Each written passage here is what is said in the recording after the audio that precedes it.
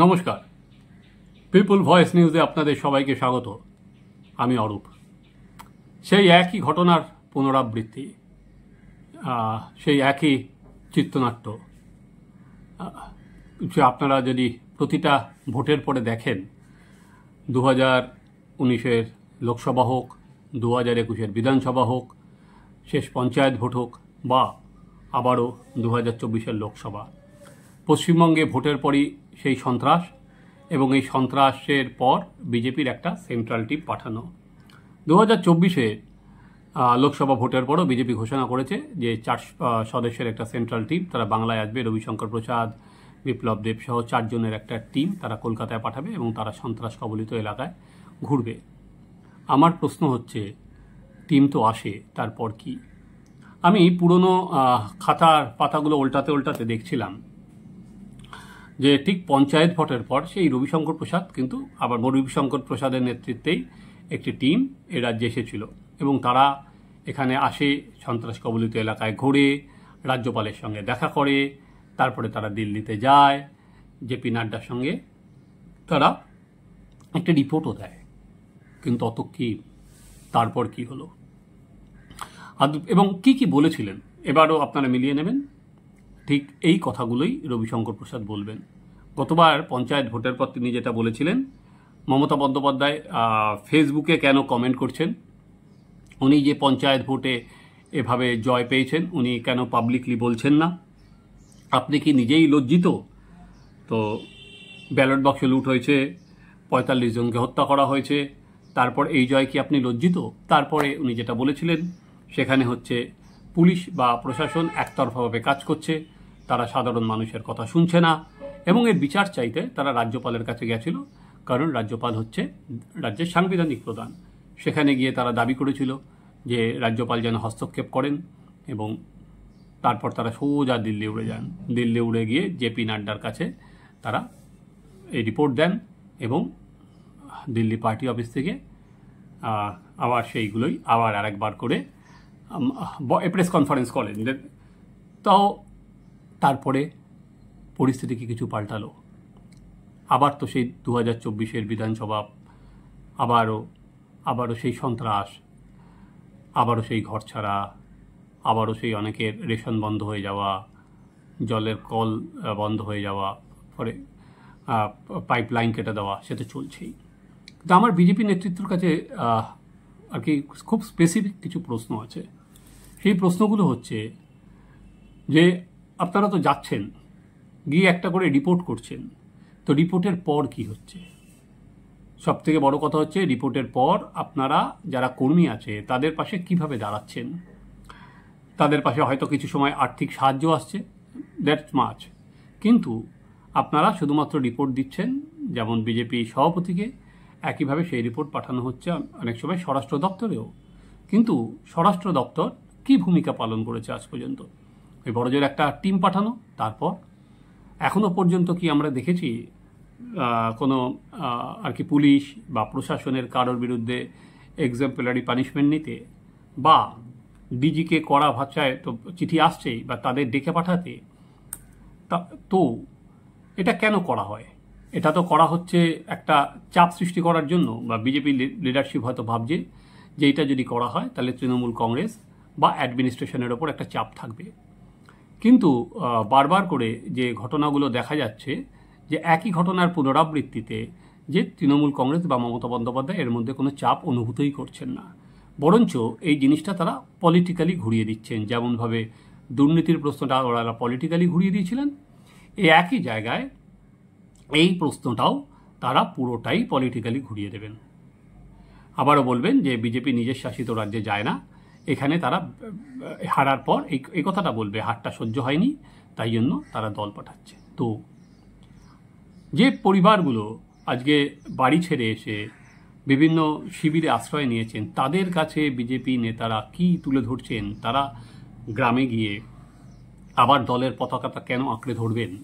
আমরা যেটা দেখলাম 24-এর লোকসভা ভোটের পর বিজেপির 2-3-4 জন নেতা ছাড়া প্রত্যেকেই নিজেদের মধ্যে আঁকচাকচিতে ব্যস্ত।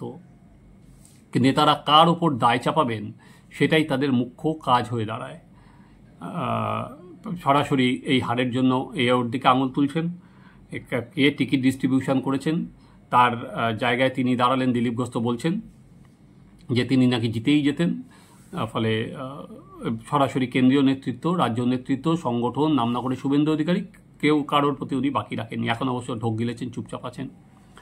কিন্তু তারপরে রাজ্য সভাপতি ধরুন, তিনি তো দিল্লিতে চলে গেছেন, তিনি মন্ত্রী হয়ে গেছেন, কিন্তু আমার কাছে যা খবর, কিন্তু রাজ্য সভাপতির পদে তিনি এখনও আছেন, জুলাই আগস্ট মাস পর্যন্ত থাকবেনও। তা আমার কাছে এখনও যেটা খবর সেটা হচ্ছে এই ঘটনার পর বিজেপি কিন্তু নিজেদের মধ্যে কোনো মিটিংও করেনি। কারণ বিজেপি এমনি খ্যাত হচ্ছে আর কি সোশ্যাল মিডিয়ায় মিটিং করার জন্য, বিভিন্ন লিঙ্ক পাঠিয়ে তারা মিটিং করেন। অনবরত যত না তাদের গ্রাউন্ডে দেখা যায়, তাদের সামাজিক মাধ্যমে মিটিং অনেক বেশি দেখা যায়। কিন্তু আমি এখনও পর্যন্ত দায়িত্ব নিয়ে বলছি যে এই ঘটনার পর রাজ্য সভাপতি, রাজ্যের সাধারণ সম্পাদক, রাজ্যের সাংগঠনিক সাধারণ সম্পাদক বা এমপিরা মিলে কোনো মিটিং, জুম মিটিং বা কোনো লিঙ্কে কোনো মিটিং হয়নি। বিজেপি এখনও পর্যন্ত, আপনারা ভাবতে পারছেন যে একটা এত বড় আর কি সন্ত্রাস হচ্ছে, কেন্দ্রীয় দল আসছে, কিন্তু এখানে শুভেন্দু অধিকারী একটা বিরোধী দলনেতা, তিনি যার মতো ঘুরছেন, অগ্নিমিত্রা তার মতো করে ঘুরছেন, উনি মেদিনীপুরে দাঁড়িয়েছিলেন এবং প্রতিটা প্রান্তে যে সমস্ত জায়গায় কেউ আক্রান্ত হচ্ছেন সেখানে তিনি গিয়ে পাশে দাঁড়ানোর চেষ্টা করছেন। একইভাবে নর্থ বেঙ্গলে কিছু নেতা চেষ্টা করছেন। কিন্তু ওভারঅল যে বিজেপি যে সভাপতি, তিনি তো বা তার এরা একটা দল করা উচিত ছিল, যে কিছু হলেও সভাপতি এখন ব্যস্ত আছেন, তিনি মন্ত্রী হয়েছেন, কিন্তু কেউ কোথাও হলে কারণ নেতৃত্বের সঙ্গে সঙ্গে ছুটে যাবেন, তাদের পাশে দাঁড়াবেন। সুকান্ত একবার গিয়েছিলেন যে সমস্ত কলকাতায় যারা ঘরছাড়া হয়ে কলকাতায় শিবির করে আছেন, তিনি সেখানে গিয়েছিলেন, তারপর তিনি দিল্লি চলে যান। তারপর কোনো কিন্তু আমরা কংক্রিট দেখতে পারলাম না যে কিছু একটা জায়গায় হলে যে 10 জন বিজেপি নেতা সেখানে দৌড়ে যান বা তার পাশে দাঁড়ান, সেটা কিন্তু কোনো কংক্রিট এফোর্ট সেখানে এখন পর্যন্ত দেখা যায়নি। বা এরকম উনি বা কেন্দ্রীয় মন্ত্রীদের কাছে, স্বরাষ্ট্রমন্ত্রীর কাছে দরবার করা, এটাও এখনও দেখা যায়নি। শুভেন্দু দুদিন আগে রাজ্যপালের সঙ্গে আক্রান্তদের দেখা করতে আর কি চেয়েছিলেন, কিন্তু পারেননি। সেটা নিয়ে জল অনেক দূর গড়িয়েছে। রাজ্যপাল নিজেই গিয়ে আক্রান্তদের সঙ্গে দেখা করেছেন। আক্রান্তদের সঙ্গে দেখা করার পর আবার শুভেন্দু যাবেন, রবিবারেই যাবেন 100 জন আক্রান্তকে নিয়ে, এবং তারপর উনি যেটা চেয়েছেন সেটা হচ্ছে রাজভবনের বাইরে তিনি ধর্ণা দেবেন, এবং সেই জন্য নগরপালকে চিঠিও পাঠিয়েছেন। যেহেতু ইতিমধ্যেই তৃণমূল কংগ্রেস 100 দিনের কাজের ইস্যুতে ধর্ণা দিয়েছে, আমার মনে হয় না এক্ষেত্রেও কলকাতা পুলিশের অন্য কিছু করার আছে। কলকাতা পুলিশকে কিন্তু অনুমতি দিতে হবে, নাহলে কিন্তু আদালত থেকে অনুমতি নিয়ে আসবে। ফলে সেটা হচ্ছে, সেটা একটা পাবলিকের প্রতি জানানো হচ্ছে। কিন্তু আমি যেটা বারবার বলতে চাইছি, তারা তখন সেন্ট্রালে ক্ষমতায় আছে, এবং বারবার করে যখন বলা হচ্ছে, ফলে সেন্ট্রাল থেকে কি রোল প্লে করা হচ্ছে এখনও পর্যন্ত, মাঝে মাঝে এখনও পর্যন্ত ভোটে এটা অবশ্য হয়নি, সেটা হচ্ছে নানা নেতা আসেন, মাঝে মাঝে 356, 355 এই দাবিগুলো অসংখ্যবার উঠেছে। এখন আর সাধারণ মানুষ বা কেউ ওগুলো গুরুত্ব দেয় না, বরঞ্চ এই দাবি উঠলেই পলিটিক্যালি তারা পিছিয়ে যাবেন, বলবে মমতা বন্দ্যোপাধ্যায়ের সঙ্গে এটে উঠতে না পেরে এই কথাগুলো বলা হচ্ছে। ফলে তাদের লড়তে হবে রাজনৈতিকভাবেই। কিন্তু সেই রাজনৈতিক বার্তার থেকে অনেক বেশি বিজেপির যেটা বেরিয়ে আসছে সেটা হচ্ছে দলীয় কোন দল কে এখন রাজ্য সভাপতি হবেন, সেই দৌড়েই সবাই ব্যস্ত। ফলে কর্মীরা কিন্তু সেখানেই আর কি অনেকেই পড়ে আছেন, অনেকেই ভয় পাচ্ছেন। 26 সালের এরপরে ভোট, তাদের কাছে যদি স্ট্রং মেসেজ নিয়ে যেতে পারে তাহলে কিন্তু বিজেপির ক্ষতি বই, লাভ নেই। আর উল্টো দিকে সবাই হচ্ছেন রাজ্যপাল। জগদীপ ধনকরের সময় আমরা দেখেছিলাম রাজ্যপাল কিন্তু এই আক্রান্তদের পাশে দাঁড়ানোর জন্য দৌড়েছিলেন 2021-এর ভোটের পর, এবং উনি অসমে পর্যন্ত চলে গিয়েছিলেন, যে অসমে গিয়ে পর্যন্ত যারা আক্রান্ত আছে তাদের সঙ্গে দেখা করে দিয়ে এসেছিলেন। এখনও পর্যন্ত সিবি আনন্দ বোস শুধুমাত্র শুভেন্দু অধিকারী তার সঙ্গে দেখা করতে যাননি বলে যে কলকাতার মধ্যেই আক্রান্ত শিবিরে গিয়েছেন এবং বলেছেন আক্রান্তদের সঙ্গে দেখা করার জন্য তার দরজা খোলা। কিন্তু যেটা এখনও জানা যায় এবং বলেছেন যতক্ষণ না আক্রান্তদের কিছু হবে তিনি মুখ্যমন্ত্রীর সঙ্গে, পুলিশ মন্ত্রীর সঙ্গে, নট মুখ্যমন্ত্রী, যেটা যদিও সেই মমতা বন্দ্যোপাধ্যায় কোনো কথা বলবেন না। এটা পাল্টা চাপ হতে পারে, যেহেতু মমতা বন্দ্যোপাধ্যায় বলেছিলেন যে রাজ্যপালের কাছে বাড়িতে, রাজভবনের আমি যাব না। এটা ওনার একটা পাল্টা চাপ হতে পারে, রাজনীতি থাকতে পারে। কিন্তু আলটিমেট একটা কথা তো পরিষ্কার, সেটা হচ্ছে একই জিনিসের বারবার পুনরাবৃত্তি হয়ে যাচ্ছে। তো তার থেকে বেরোনোর জায়গা কোথায়? তার থেকে বিজেপির এই একই ফর্মুলায় কি হবে? না বিজেপিকে নতুন ফর্মুলা অ্যাপ্লাই করতে হবে। এই একই কথা, একইভাবে, একই রিপিটেশন, একই নাটক, এই আমি যে কথাগুলো প্রথমে বললাম, এই একই জিনিস কিন্তু আবার এসে রবিশঙ্কর প্রসাদ ঠিক এই একই কথাগুলো বলবেন, আবার ঠিক একইভাবে দেখা করার পর রাজ্যপালের কাছে যাবেন, আবার ওনাকে একটা মেমোরেন্ডাম জমা দেবেন, কিন্তু আবার দেখতে দেখতে 26 সালের ভোট চলে আসবে। ফলে আমার জানা নেই এই যে ঘূর্ণিপাকের মধ্যে বিজেপি দৌড়ে যাচ্ছে, তো কিন্তু একটা জিনিস যেটা দেখা যাচ্ছে যে শুধুমাত্র দলের কর্মীরা না, যে পাবলিক, যে আমজনতা, তারাও কিন্তু ভাবছে যে বিজেপি আর কি যা দেখাচ্ছে সেটা কি করছে।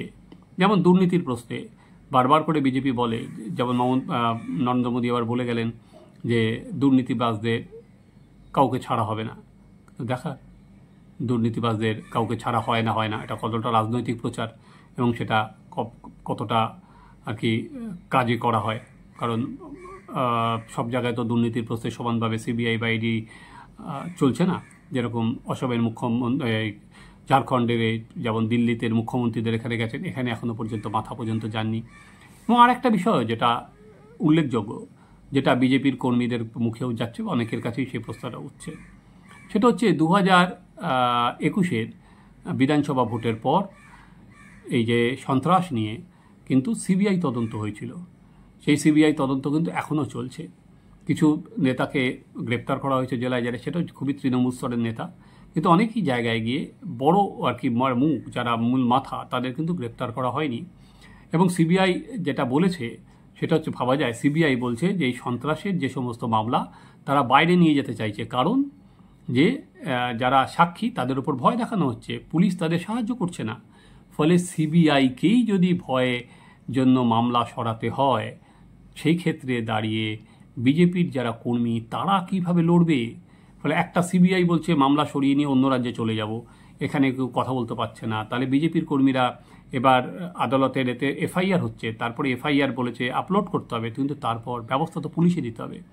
এখানে পুলিশ তো পার্টিজান, কারণ পুলিশ তো একটা রোল প্লে করছে নানা জায়গায়, সেই অভিযোগই আসছে। তাহলে তারা কিভাবে আর কি মনোবল অক্ষুণ্ণ রাখবে, দলের পতাকা ধরবে।